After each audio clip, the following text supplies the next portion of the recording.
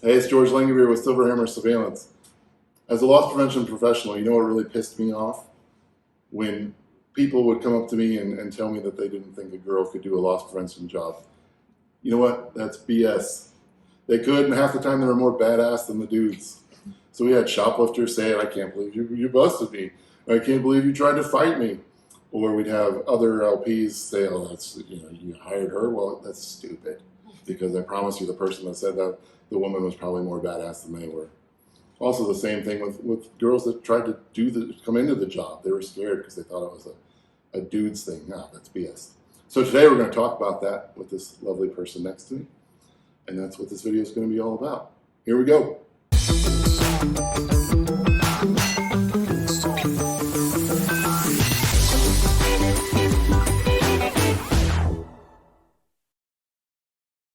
Okay, so today I'm hanging out with my good friend Ashley here. I met Ashley at ShopKo.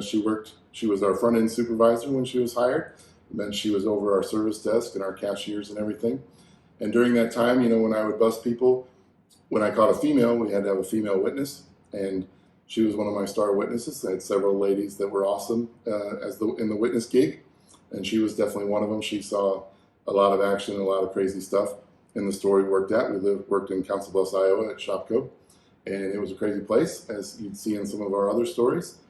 But so yeah, she witnessed a bunch of my busts.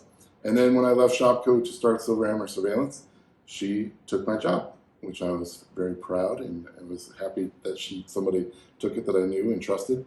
And it was cool to see that it was in good hands. And so today, we share these crazy shoplifter stories. Today we're going to share some of hers, because when she took my spot, basically right out of the gate, she had some crazy stuff happen. So we're going to let her tell some of her tales, and we're going to discuss them and have a good time. So let's get to it. So yeah, basically as soon as I left, she went into training, and right off the bat, when she started getting on her own, it just went crazy from the get-go. Right out the gate. So your first one was? First one was after I was training. I trained at the Center Street ShopKo first for a little while, and then once I went back to ShopKo 180 in Council Bluffs, my very first solo stop. This was my first day by myself without someone else in the office, and I remember I just got there, I sat down, and we had to do a daily tour checklist. You go around the store, make sure everything's okay. But before I did that, I was turning on the monitors, and I saw a car pull up, and we had just opened. They pulled up, and one thing that George taught me is spotting them from the parking lot is one of the best ways to get somebody. And the way that they parked, in a way that they could easily get away, pulled in or backed into a spot. Well, they pulled straight in, and they came in. It was a female. She came straight to the customer service desk, and I saw she was carrying diapers, which is not necessarily always an odd thing to return, but it was on the list. It was on the list of naughty things to return. Yes. There was not normal to bring in diapers and return them. And she was very adamant, because customer service called me, and they're like, she doesn't have a receipt. She doesn't even have an ID, anything like that. And it's like, that's fishy. Classic red flags. Yep. I'm like, okay, well, they decided to give her a gift card, and she was going to buy something in place of the diapers. So I'm like, I didn't have a good feeling about it. My stomach right away, I knew something was off. Feeling in your gut. Yep. Yep. Or when you have to pee. Yeah, or when you have to pee. You always have to pee. So I'm watching her. Sure enough, she had a pretty decent sized purse, and she goes over into the bras and underwears, things like that. And she goes in pretty blatant, but she did pretty good at hiding it. She took a couple bras, slid them right into her bag, and I was like, here we go, right out the gate, perfect. She's walking towards the front. I come out of the office to stop her, and I still remember she had on a white t-shirt and gray sweatpants. She saw me. I came running out, and one tip that I did learn from George is you got to kind of look crazier than the person that's coming. That's in there. You got to kind of make them feel scared of you, especially there, because you're going hands-on and you're just scrapping and getting them in there. It's all. It is. So she saw me run out. she ran straight into the automatic doors, busted them off the hinges, and it went swinging Those out. are the best. Yep. Completely broke it, twisted it off the hinge. I obviously front end called a red service for help because they saw that I was running after her. And as I'm trying to get her just right outside in the front door, and we're wrestling a bit, she tries to let go of her purse, which has items in it. And thankfully, even on my first stop, I didn't have any tunnel vision or anything because the guy comes running from the car and he flips open a blade and comes running straight at me with a knife. And, you know, I don't know if he was going to try to do anything with it, but he definitely was trying to get me away from her. So, you know, knowing not to put myself in harm and anyone else's, I let go of her. You know, she didn't have a shoe. She tried to punch me. I leaned. I remember she just like raised my earring a little bit. That was about it. So they got away because obviously he had the knife, but during our scrap, she dropped some prescriptions and had her name and address and everything on their phone number. And the awesome PD that we worked with, they got her, I think, just within an hour or two, and called me, let me know if they got them. And they both went to prison. I know he did for sure. He was there for at least a year. Because at that point it becomes armed robbery. Yes. So it's not just shoplifting anymore. When it gets that far, it becomes armed robbery, and that's when they go to prison and not just jail. Yes. So it gets a little crazy.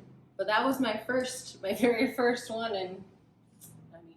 But it made me proud because there's a lot of times that LP can be just luck. But when you can spot them from the parking lot, when you can turn your outdoor camera and pick somebody from the second they get out of their car, that's when you know you just have that it factor, because there's some LPs that just get it and there's some LPs that don't, and they don't last very long. But when you just get it and you can spot it from the parking lot, especially that early in her career, I was beaming with pride. But yeah, that was a hell of a first one on her own. Yes. Next. Well, we had, this was also very recent into the very beginning. So we had a female I was watching, and I think I had my LP assistant in there. You did. Yes, I did have my LP assistant there with me on this one. So we're watching female. Female was getting all kinds of different items. She had jewelry, you know, like jewelry cards that have earrings on them and things like that. She had a track phone and things like that. And she did one of the harder stops, which is going into the fitting room. And that's always really tough, as obviously we don't have cameras in the fitting rooms, but you can at least see the hallway. So again, another thing that George taught me was to keep a tally of how many items they have. And then we always made sure our other sales associates or apparel associates would check those fitting rooms very often, so we knew that they were empty. So if we went and checked to make sure, you know, if we found the tags, found the packaging to something that they took in there, or, you know, knew how many items they went in with and came out with, we were able to know if they shoplifted. So she had this track phone, jewelry, things like that. She goes in the fitting room. I had my apparel associate check the fitting room. As soon as she came out, she said she could hear cutting with scissors. So I was like, okay, here we go. We're definitely going to get her. It's on. Yep. And she was cutting open the package of the track phone. And what was nice is right after she left, that associate went into the fitting room, confirmed for me the track phone packaging was in there, it was empty, and there were tags for the jewelry. And I think she had she had a pair of underwear, which will come back up later in the story. So she's starting to walk up. We know she doesn't have anything, and coming time to come out of the door and stop her. We go to stop her, and she starts fighting. Now, she was much taller than I am. I'm only 5'3", and she was at least 5'11", I believe. I remember very specifically. So it was a little difficult, but you know, we were scrapping. We had her halfway in the door. Our office had 2 doors, and she was trying to get out once we got her in there. And it was half of her arm out and her leg out, and our store manager trying to push her back into our office, and myself and my sales associate on this side trying to pull her back into the office. We had another sales associate, because this was, again, considered a red service because there was a lot of resistance going on. He's on the phone trying to call dispatch for PD to come. The LP was sitting there trying to help as well. I remember a fan flying across the room, and our other sales associate, he was our warehouse guy, he was ducking to miss the fan. Stuff was flying across the room. You know who you are? Yes, you do know who you are. And she, during that time we were struggling to get her in, she flung her head back and latched onto my neck and tried to bite me. At that point, it was on. The biting and the spitting was the worst. You can hit me in the face, but don't bite me. Don't spit on me. Right. So I hurried. That was enough. So I ripped her off of me. She didn't break skin or anything, but I did end up taking care of that. But made sure we had to take the precautions, especially in Council Bluffs. No offense. Yes. No offense. So we got her off. We got her down on the ground, and then she was over. She went and sat underneath of my desk while we waited for the police to get there. So while we're there, we're all kind of, huffing and puffing, trying to catch our breath after that struggle. She's finally committed to staying in the office. There's underwear laying on the floor, and then she begins to pee into this big gulp cup that she had, the styrofoam ones, and she's peeing in it, and my thing was I had to keep my eyes on her for the safety of everyone else, because I don't know what else she has on her. I don't know if she has a weapon or anything like that. So I have to look at her to make sure she's not doing anything crazy. I also thought she was going to throw the pee at us to try to get out of there. But while I was looking at her, which I was looking at her face and her hand movements, she screamed at us to not look at her cootie cat.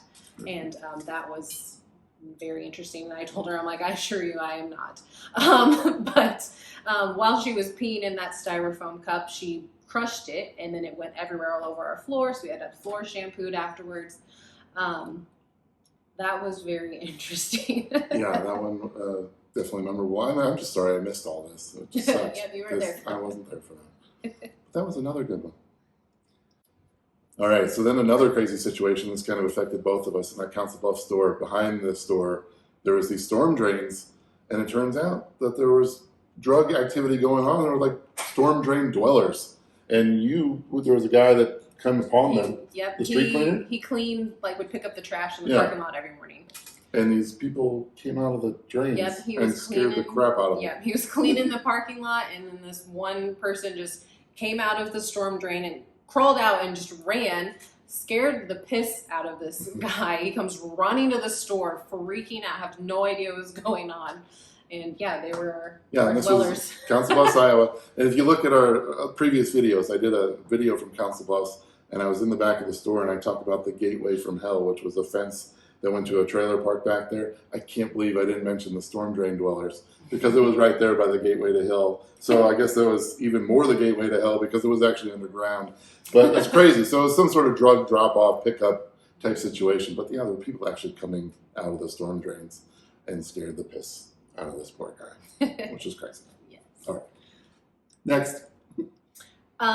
So another, and this is just more of a tip that I learned from George when he was training me, and when I was just on the front end, because being on the front end, I would see, bad check writers, everything like that, just people that I would call them about. Quick change artists. Yep, quick change, anyone that would come in that really stood out.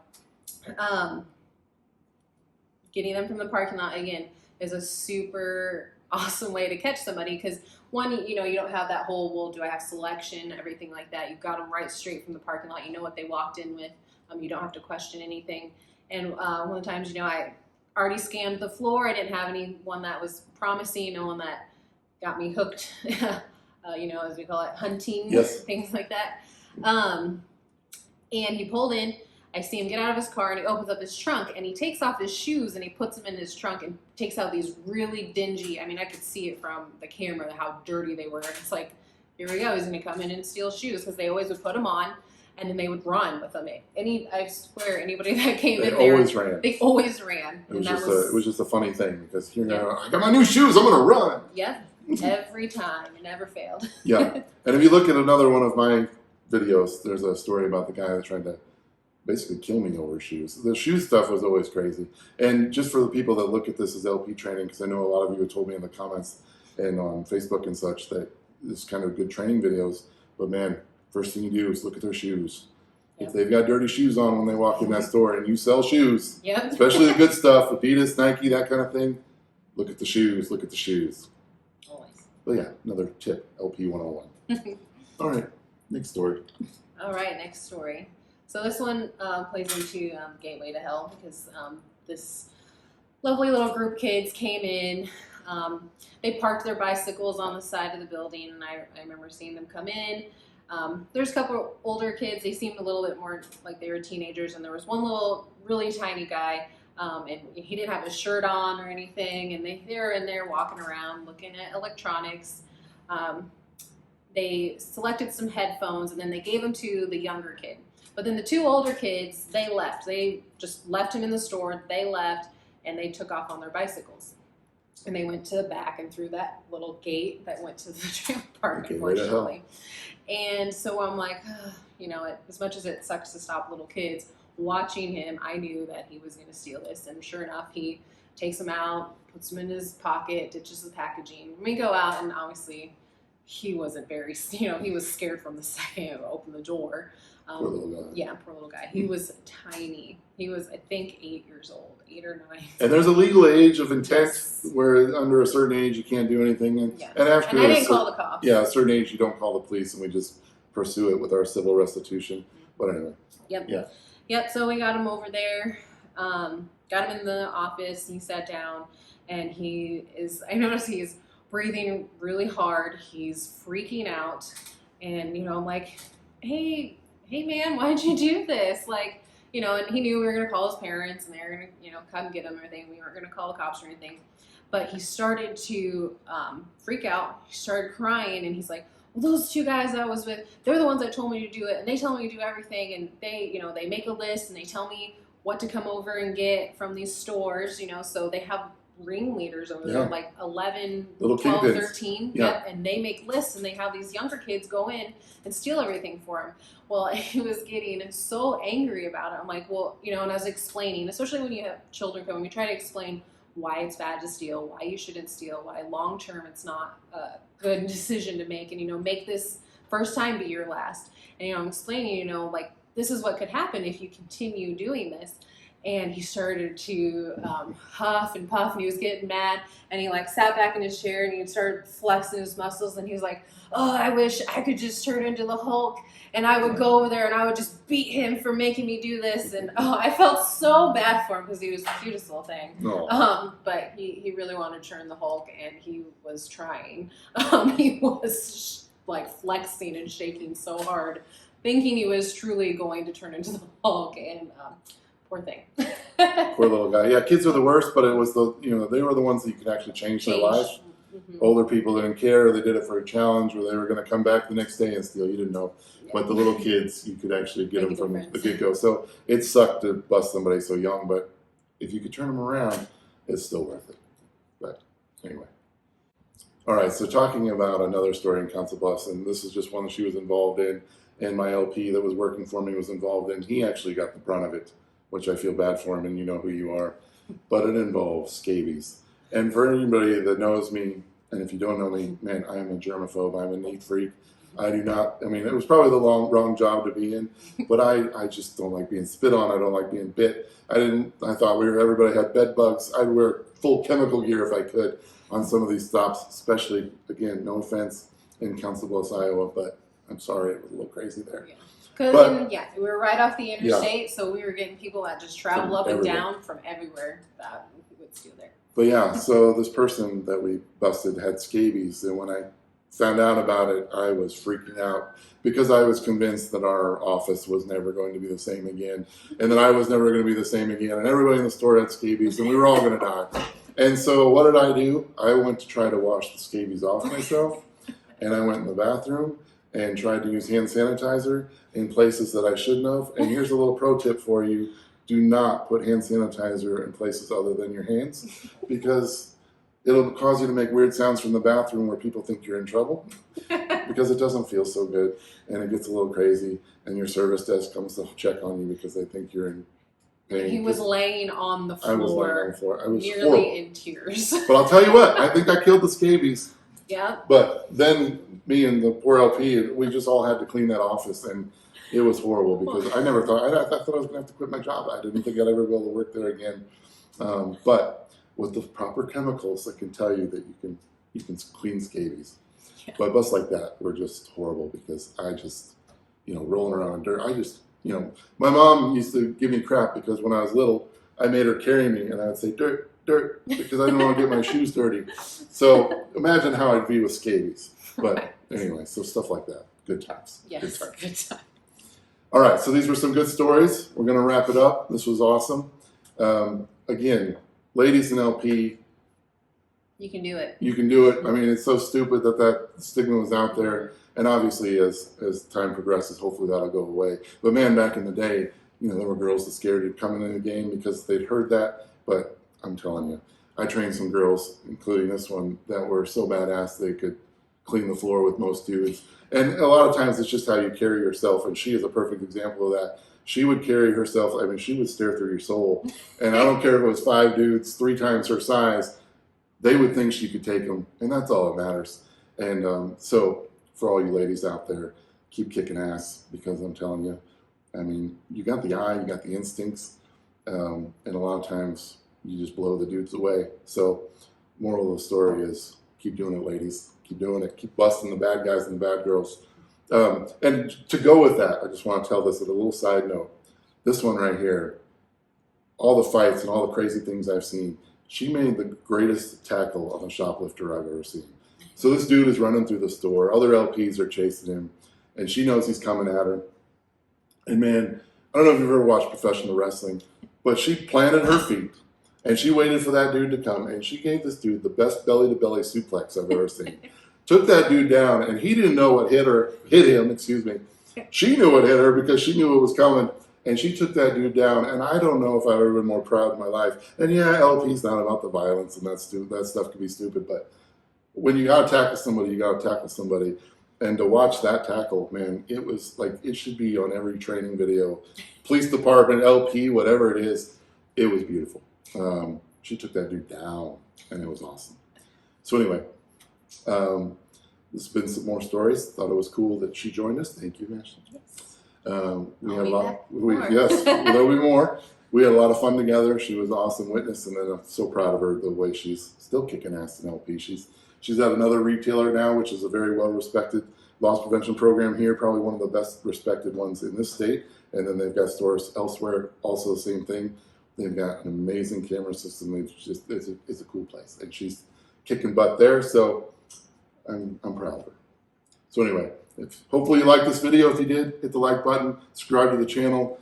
Other LPs out there, if you've got stories, please find a way to send me videos like this. I'd love to hear them. But again, until the next one, peace and love.